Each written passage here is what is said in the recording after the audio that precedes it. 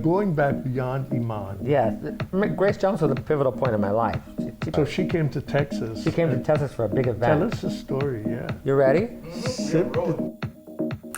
Hi, I'm Walter Green, your host of 30 Minutes. You're watching Crew TV, where we unlock the gems of the fashion crown. And today is no exception. We're with an amazing designer from New York City, and he'll tell you all about his wonderful career and his rise to fame and fortune. I'm talking about none other than designer Cesar Galindo. Now, Cesar has designed for lots of people. He's worked in the industry for over 30 years, and he's here to tell us all about his wonderful career journey and his rise to fame. Please welcome to 30 Minutes designer Cesar Galindo.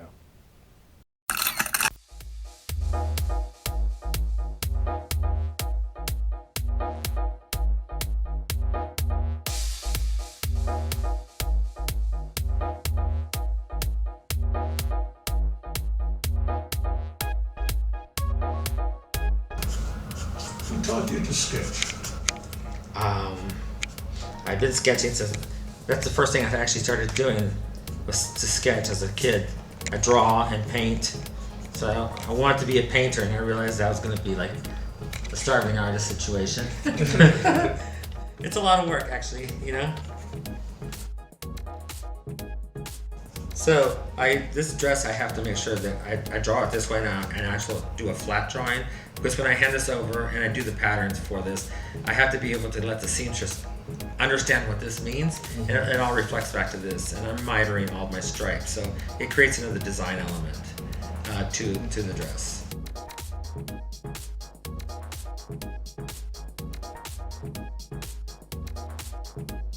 Cesar, what comes first, the fabric or the sketch? I'm driven by fabric, textiles, and then from the textiles, I've done this for so many years. I know my drapes, but I usually have to drape the fabrics on the form and see where it wants to take me, and then that dictates the design for me as a designer. Okay. So the fabric speaks to you? Fabric speaks to me. I find it to be frustrating the other way around, because I could sit here and fantasize about anything I want on paper with a pencil, but if I don't, it's harder to find the fabric that's going to match up to what you're envisioning. So I'd rather work from the fabric to the design. Okay. And a lot of times, for many years, I've actually designed, I drape it, and then I sketch it. Oh. Because the mannequin tells you something else. The human body tells you something else. So I find it to be like, if I take the fabric and I drape it on a mannequin, it's going to tell me more where I want to go with the design, because the body is really what the ultimate wearer is. Is there a Cesar Galindo aesthetic? And I know ladies that see my work and they'll be like, that's a Cesar dress. Yeah. Even when I work for people like Calvin, when I work with Francisco at Calvin Klein with collection, I can show you the work that I did, and you could point out, and you would tell me, that's Cesar, that's Cesar, because I draped and designed the dresses for him for the collection. So I think anybody that touches something, you leave a mark on it. So my DNA comes through in my body of work. But when I'm working with other people, for some reason, it still comes through. It's very Caribbean. Yes. Well, you know, I'm Mexican American. Exactly. My family's from, I'm first generation born in this country, and I have been privileged to go to the Caribbean for the last 20 years almost, and I get to enjoy South America and other places, and I'm always inspired by those destinations. Tropics. Yeah, the color. I can never stop doing color. If I did, you're known for your color and your stripes.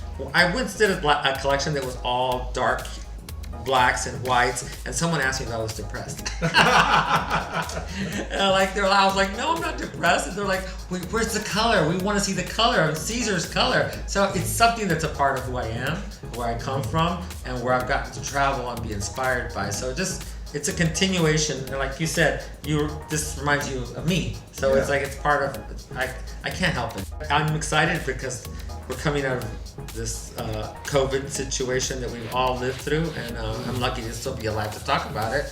And I'm excited about creating happy, joyful, good-spirited clothing. I like to make clothes that people love to see and enjoy. So I'm excited, and I feel color is a big part of that, and also textures and glitter and everything that shines. I think it's time for celebration of life, and that's part of the collection.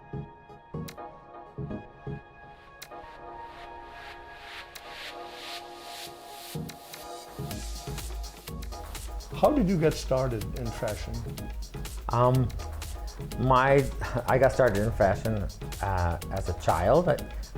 I'm the youngest of 11 children. Wow. I was born in Houston, Texas. First generation. My mother and father and all my family are from Mexico. Mm-hmm. And I learned to sew and create, design through my mother. I started drawing most of my life. When I was young, I was drawing all the time. And my sister was getting married, and she was looking for components of a dress to put together. She couldn't find the dress she wanted. So I drew the dress that she wanted.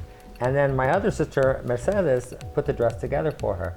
Oh, wow. And you were 12 years old? I was 12, 13 years old. I was a little kid. And I just remember that light bulb turned on. And I was like, wow, my drawing came to life, and it's on my sister, and it was a beautiful wedding dress, you know. She had really interpreted exactly the way I drew it, which I took from my sister's wishes. And at that time, I was like, oh, I want to be a fashion designer. And my mother made most of her clothes. My mother could do anything with her hands. She knitted, she did crochet, she could sew and drape, and I learned my craft, I think technically from my mother. And she was my biggest critic too. So whenever I made clothes, she would criticize them and critique me in the highest level that you can imagine. Oh, and I learned to be more, she taught me to be proud of what I make and what I put my name on. So that didn't intimidate you in any way? Oh no, it was a challenge.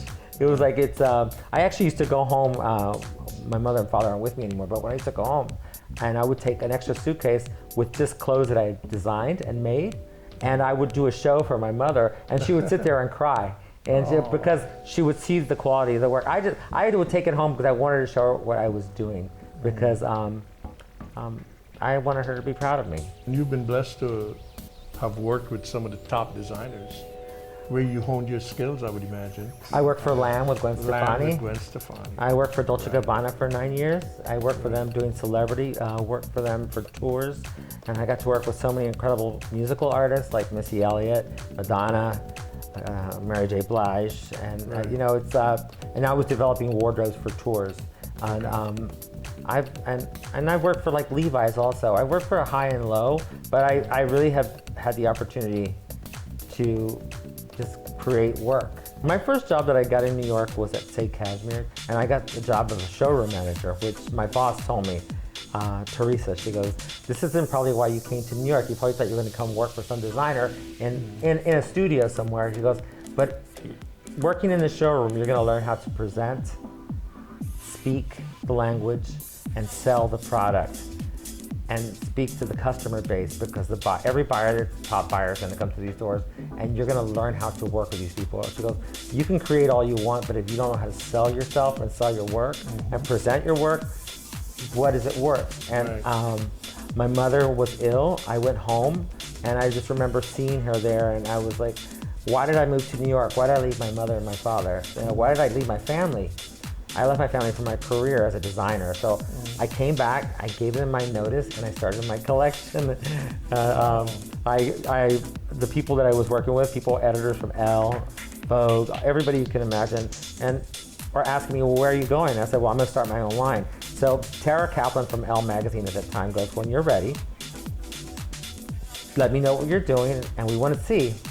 A couple of months later, they called me up. I talked to Tara. I told her I was working on my collection, and I got the cover of July 1994. Is that with Karen Mulder? Yes, okay. yes. And I got the cover of Elle, and it was like, and then I got editorial on Elle because I was this new talent they found, right? And it was all through chance. She called me up, she goes, we're doing a white story. Do you have anything in white? I said, yes. I hung up the phone. I threw my fabric on the bed. I cut the pieces out. I sewed it up, and they picked it up the next day for the editorial. Wow. But that's how things happen sometimes. You have to be prepared. Yeah, and I was prepared in my life to that point to be able to deal with it and make it happen. And I was fortunate to get the exposure. So from that experience, everybody picked up the phone. Neiman's picked up the phone, all these people. But Martha's International, which is a famous store on Park Avenue. Are they still there? No, it's a shame. But I mean, Byron Lars, Anna Sui, Todd Oldham, Zhang Toy, they all got launched by Martha's International. So I was the last designer at Martha's International. And they carried the line, they put it into, we did an event. From there I went to Bendel's, from Bendel's I went to Bloomingdale's, from Bloomingdale's I went to Dillard's, I went to Nordstrom's, I went to Neiman's, then I went to Saks. So it's like, so one door opened another door for me. Who do you admire or who do you look up to as a designer? Design-wise, overall career, YSL. He started at a young age, had such longevity. The brand is still relevant today. It's been reinvented. Karl Lagerfeld, of course, has such an incredible career. Ralph Lauren, businessman, is an incredible businessman. It depends. I love Jeffrey Bean, and these are brands that I love, but I don't know. I looked up to more than anybody, I looked up to my mother and father. Because my mother and father came from another world, came into this country, and they came to better our lives, and they made something that, my father was a butcher. We had meat markets, and he catered to the Latin community in Houston. At the end of his career, he had 9 stores. Wow. Yeah, so I was supposed to be a butcher. But they always say that I didn't cut meat, I cut fabric. You know? Butchering the fabric. Yes, exactly. But so I learned the business side from my father, how to be a businessman, and I learned the design, the craft from my mother. I got the best of both of them, and my mother and father were incredible people. Immigrants come from all over the world, but it takes a lot of gut and desire and passion to change your life for you and your family. And I feel like, they came to this country for all those reasons. What is the future of Cesar Galindo? I know you have some shows coming up. During COVID, it was a very dark period of time for everyone. So clothes, it seemed like a joke, but then I had to dig deep within myself and say, okay, it's time for me to launch myself all over again. And I feel like this is the right moment for me to get back into the marketplace. I have several trunk shows just from the concept of me calling my old clients and people that I've had business with in the past. I'm gonna go to Palm Springs, Santa Barbara, New Mexico, Aspen, Colorado. I want to go to St. Bart's, and I want to go to Jamaica. I would like to, this is a plan for me with this collection and where I want to tour with it so I can go back into the business with the people that used to collect my work. How would you describe the new collection? It's very vacation. It's very resort. It's very casual chic. Who doesn't like to enjoy clothes more than when you're on vacation? That's right. You know? That's right. Yeah. So you'll see that when you come to my presentation for Fashion Week in New York. Right. You'll see the body of work, but it's very, very ladies who relax by the beach, by the pool, for a cocktail party. Very, very in that relaxed mode, but it's still fashion. And how much do we miss Collection Moda Oh my God. in Jamaica? Oh my God. Well, I honestly, it's like one of the biggest perks for us designers. If you get in contact with people like Carrie that does this Collection Moda event, it's just not a fashion show. It's an event that takes over the whole island. Yeah. You learn to appreciate the island life because she brings the best of the best together, and it's kind of like an escapism vacation, working vacation, and With benefits. It's with benefits. Aside from being able to show your work on a collection and on runway, expand your audience, get to experience the island life, which is a whole other world. We live in Manhattan, which is an island, but it's not the same thing. Totally. And you have some great customers in Jamaica. Oh my gosh, yeah. Well, this is the best part of travel, and I like to get in touch with the customer base that's actually shopping the product. Because if I don't know who she is, then what's the purpose of my design? I grew up with 5 sisters, so I feel like I grew up understanding women because I have the whole variety, including my mother. So the best thing is going back and meeting up with those people. I love when my repeat customers are everything to me. Tell us about your collaboration with Kimora Lee Simmons of Baby Fat. Oh well, I work for Kimora. I wear many hats. So one of my hats that I wear that I'm actually really thankful for is Kamora Lee Simmons hired me to be the design director for her collection, Kamora Lee Simmons collection. She called me up and she goes, Cesar, I have another project for you. And I was like, okay, so bring it on. What is it? She's like, well, we're gonna bring Baby Fat back. And I was like, okay. I go, that's exciting. You know, design creativity is it's an endless universe. It's just really how you interpret it. If you can interpret something and apply yourself to something as a brand. And my job as a designer working for Calvin Klein, for Dolce & Gabbana, working for Lamb, working for Kamora Lee Simmons, and now Baby Fat, is I have to do my research. I have to get into the DNA of the brand and then give it my edge. And so we're very excited that we're coming back into the marketplace.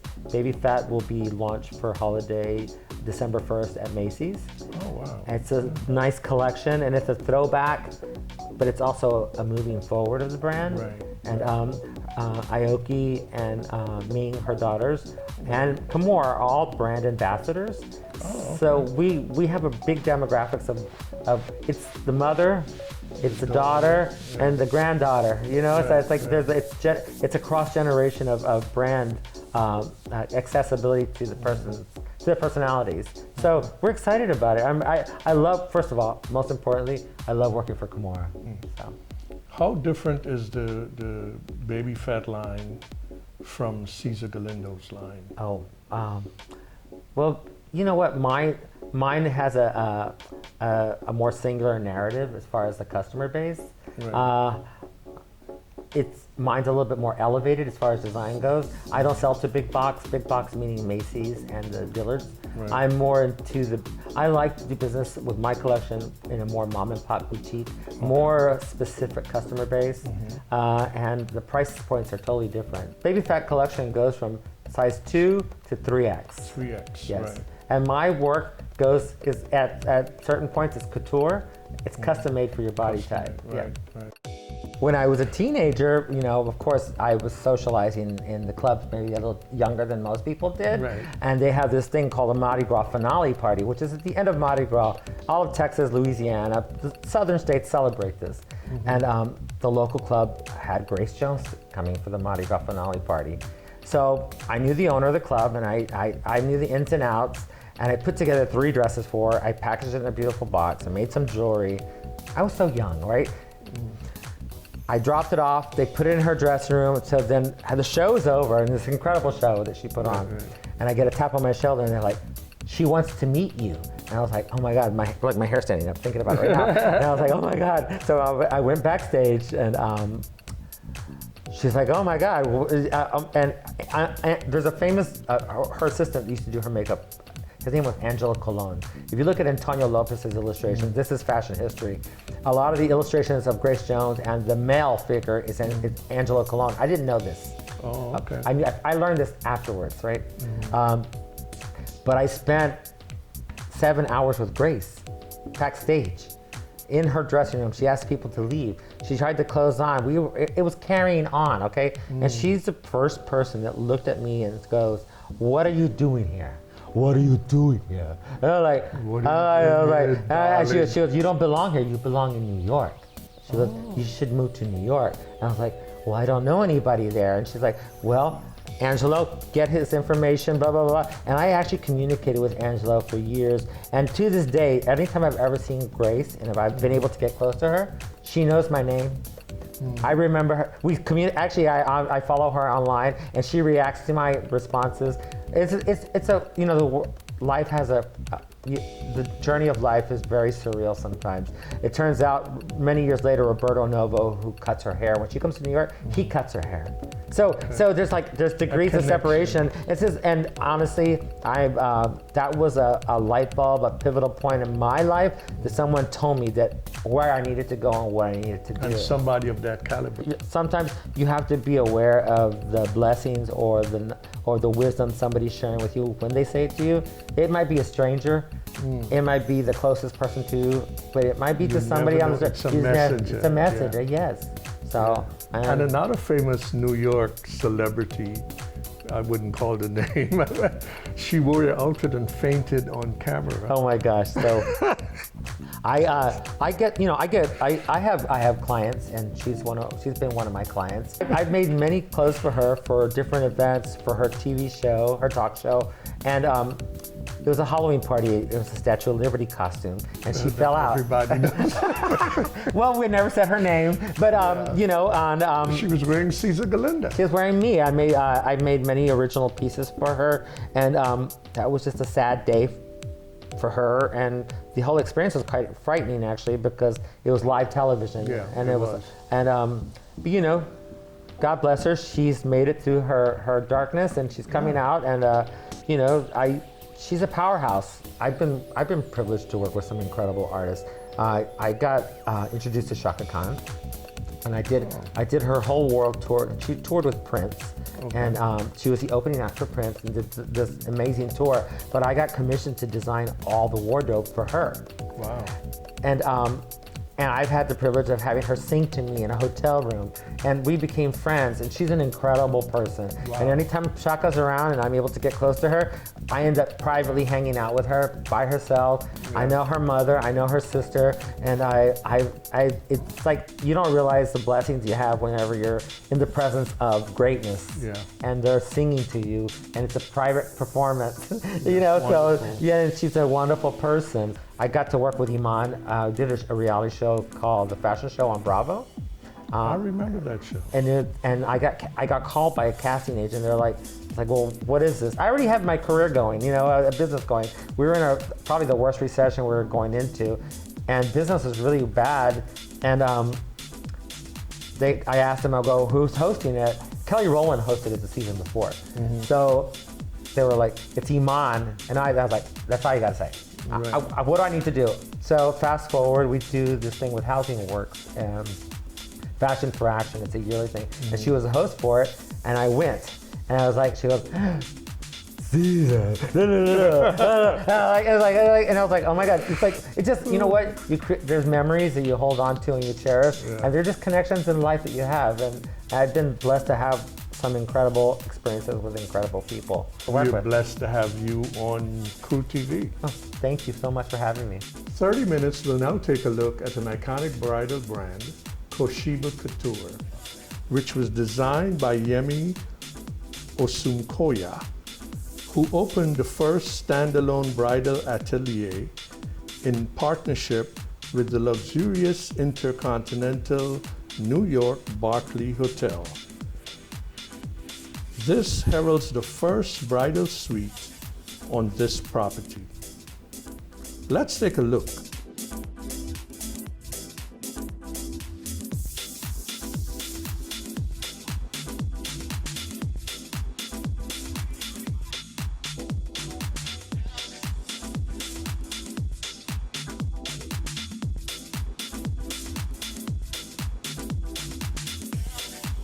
It's the first time they've actually had a bridal suite, for a designer in the hotel. What does that make you feel? Well, I feel honored. I feel honored, and it's quite a good touch because in September I'm celebrating 30 years in business, and it's quite a nice touch to have this partnership with. So it's a pop-up, or it's going to be a freestanding? Well, we're here for at least till August, and most possibly beyond, but with at great very least till August. possibilities. Yes. And you have a showroom in Manhattan also, right? I have a place in Brooklyn, and I also have, because when they're made in studios in Manhattan, because it was important for me for production to be not very far, to be quite near. Again, just. It's almost like an overused, but in terms of sustainability, as the person was saying, and it was just important for me to be close to where they were being produced. Is there such a thing as a lockdown look for the bride? Is there a new bride emerging after the lockdown? I think most brides, they want something that is adaptable, because at the moment the plans are still changing. Most weddings are rather smaller, so that's why I have these dresses that are, first of all, they're very light, easy to handle, easy to move, And they do have detail because even though numbers are, the numbers of weddings have been raised, but I think some people will still have small numbers of guests, but they're having their wedding filmed. So details are quite important because everybody has a front row now. So that's the thing. Everybody gets to see close detail. So that wasn't a issue before in terms I of the think detail? people always love details, but the reality was very few people saw a close-up of the dress. Because you'd be either sitting at the back or you just catch a glimpse of the bride. But now with either Zoom weddings or weddings that the brides are just paying more attention to photography and video, and then lots of more people get to see Okay. Look very nice. And that's a pantry. And they can more be casual.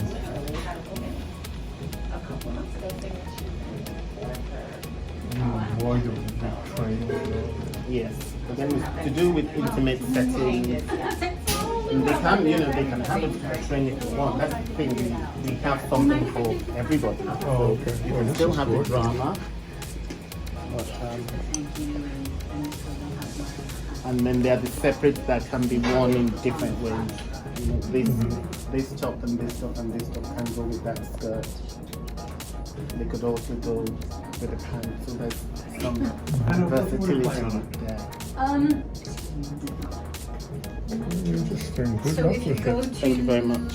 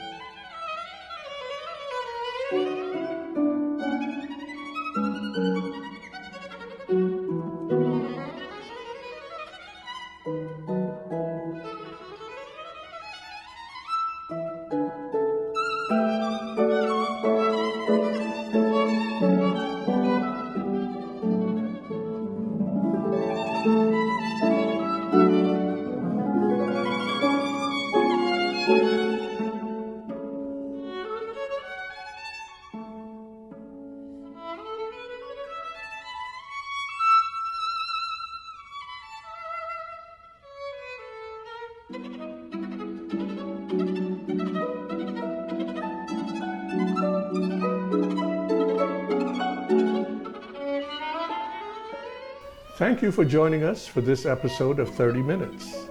This is Walter Green signing out. Until next time.